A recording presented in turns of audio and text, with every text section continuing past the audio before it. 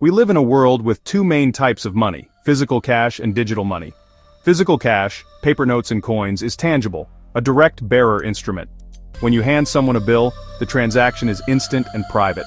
No intermediaries, no records, no permissions required. It's peer-to-peer, simple, and accessible to anyone. Digital money, on the other hand, is just information. Entries in a bank's database. When you pay with a card or app, you're sending instructions to a bank to update ledgers, not moving physical objects. This system enables fast, global transactions, but it relies on intermediaries and trust in institutions. Cash offers autonomy and privacy. Digital money offers convenience and scale. With cash, you control your money directly. With digital money, you depend on banks and their rules. The coexistence of these systems shapes our financial world. As we move toward cashless societies and new digital currencies, we must consider what we gain and what we risk losing. The choice isn't just about paper versus plastic, but about who controls access, privacy, and the rules of money. These are not just technical issues, they're deeply human questions. Our decisions about money shape our freedom, privacy, and society. Understanding these differences is more important than ever. The power of cash lies in its simplicity, direct peer-to-peer value transfer. When you pay with cash, the transaction is instant and final. No banks, no approvals, no reversals. Cash works even when digital systems fail, making it resilient in emergencies. Its greatest feature is privacy. Cash transactions are anonymous by default. No data trail, no surveillance. This isn't about hiding wrongdoing. It's about preserving personal freedom and autonomy. Cash gives you direct control over your assets. No bank can freeze or seize your money without your consent. For billions without access to banks, cash is the only truly inclusive financial tool. It doesn't require ID, credit, or an address. Anyone can use it. Cash is permissionless and censorship-resistant. No authority can block a transaction between two people in the same room. Its fungibility means every bill is interchangeable, and ownership is as simple as possession. These properties make cash unique and hard to replicate digitally. Cash is a bearer instrument. Whoever holds it, owns it. It's the most accessible, private, and resilient form of money we have. In a world of increasing surveillance, cash remains a vital tool for privacy and autonomy. Its simplicity is its strength. But this simplicity also brings limitations. Let's explore those next. Cash's biggest limitation is physicality. It only works face-to-face. You can't use cash to buy something online or send money across the world instantly. Mailing cash is slow, risky, and offers no guarantees. The need to move value over distance led to the creation of banks and digital payments. Cash is also impractical for large transactions. Carrying lots of bills is unsafe and inconvenient. If lost or stolen, cash is gone forever. Businesses face high costs securing and transporting cash. The modern, global economy needs money that moves at the speed of information, not the speed of mail. Cash is powerful for local, in-person exchanges, but it can't keep up with the demands of a digital world. Its physical nature is both its strength and its greatest weakness. That's why digital money was invented. Digital money isn't an object. It's a record in a bank's ledger. Your bank balance is a promise, not a pile of cash with your name on it. When you pay digitally, you're instructing your bank to update records, not moving money directly. Settlement between banks happens later, often in batches. This system lets money move globally, instantly. Just information traveling at light speed, but you're no longer in direct control. You depend on banks and payment networks to honor their promises. Trust is the foundation. You trust your bank, the payment networks, and the central bank. Multiple institutions must keep accurate records and secure their systems. This complexity enables global commerce but also introduces new risks and points of failure. Digital money is powerful, but it's only as strong as the trust and security of the institutions behind it. The trade-off: convenience and reach, but less autonomy. The system works until it doesn't. In digital money, intermediaries are unavoidable. Banks, card companies, payment apps. To use these systems, you must prove your identity, government ID, address, and more. This Know Your Customer process ties your money to your identity, creating a detailed record of your financial life. Access is permissioned.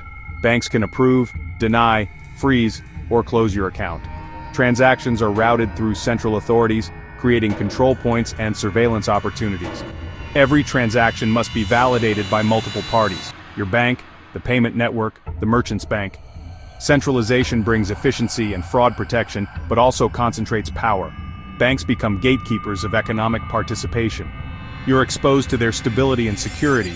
If a bank fails or is hacked, your money is at risk. Centralized databases are prime targets for hackers, risking mass data breaches. Trust in intermediaries is about both honesty and competence. The more centralized the system, the greater the risk and the less control you have. Digital money is efficient, but it comes at a cost. Digital payments come in two main types: card present and card not present. Card present means you physically use your card at a store, swipe, chip, or tap. The chip adds security by generating unique codes. Card not present covers online and phone payments, where only card details are needed. These details are static.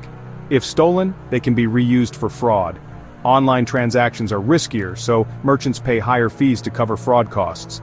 Extra security measures, like one-time codes, help, but add friction.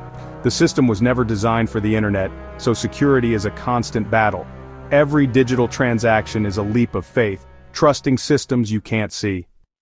Cash is private. No records, no data trail, just you and the other party. Digital money is the opposite. Every transaction is recorded, time-stamped, and linked to your identity. Banks and payment processors know where you shop, what you buy, and when. This data is valuable for companies, used for targeted ads, profiling, and even price discrimination. Your financial life becomes a commodity, traded by data brokers. Governments can access your financial history with a warrant, enabling surveillance. While this can help fight crime, it also threatens privacy and freedom. Supporting controversial causes or private activities becomes riskier. The shift from cash to digital money changes the balance of power, privacy is lost, and surveillance grows. The more digital our money, the less private our lives.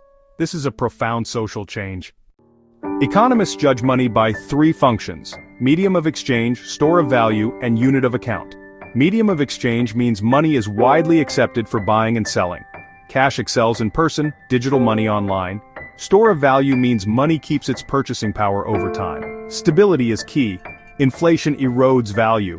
Gold and stable currencies perform well here. Unit of account means money is the yardstick for pricing and contracts. Stable money makes it easy to compare prices and plan finances. If money fails at any of these, it's less useful. This framework helps us compare cash, digital money, and even cryptocurrencies. Let's see how new forms of money measure up. Bitcoin was created to be digital money without central control. It uses a public blockchain, a decentralized ledger maintained by thousands of computers. Transactions are verified by consensus, making them permanent and tamper-proof. As a medium of exchange, Bitcoin enables global censorship-resistant payments, but it's slow and can be expensive for small purchases. As a store of value, Bitcoin is scarce. Only 21 million coins will ever exist. Some see it as digital gold, but its price is highly volatile. As a unit of account, Bitcoin struggles. Its value swings wildly, making pricing and contracts difficult. Most businesses that accept Bitcoin convert it to local currency immediately. Bitcoin's strengths are autonomy and resistance to censorship. Its weaknesses are volatility and limited everyday usability. It's a radical experiment. Money without rulers but not without trade-offs. Whether it becomes mainstream or remains niche is still an open question. We're at a turning point in the history of money. Cash is fading and digital payments are taking over, bringing speed and convenience. But this shift raises big questions about privacy, control, and who gets to participate in the economy. In a fully digital world, access to money can be granted or denied by institutions, or even governments, with a keystroke. Cryptocurrencies like Bitcoin offer a new model, decentralized, open, and censorship-resistant. But they face hurdles: volatility, regulation, and usability. The future will likely be a mixed state-backed digital currencies, private cryptocurrencies, and maybe even some cash. The real question is, what values will we build into our money? Privacy or surveillance, control or freedom? The technology is just a tool.